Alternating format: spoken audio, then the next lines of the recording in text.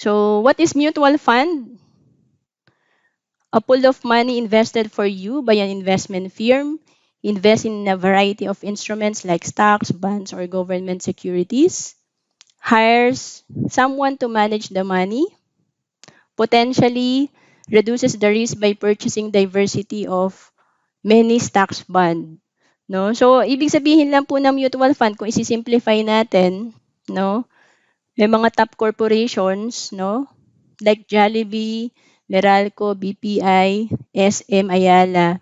So, kung gusto natin maging partly owner nito mga company na to, may indirect way po, ano, through mutual fund. So, may mga fund manager po tayo, sila po yung bahalang bumili ng investment natin.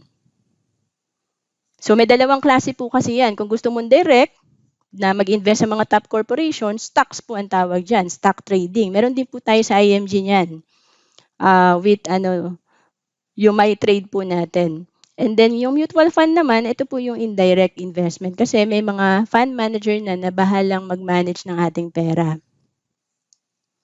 So bakit kaming mag-asawa mas nag-focus na lang kami sa mutual fund kaysa sa stocks? Kasi kapag sa stocks po, ikaw po talaga yung driver na investment mo. Ibig sabihin, ikaw yung mag-aaral niyan, check mo kung ano yung bibilin mong okay na company, di ba?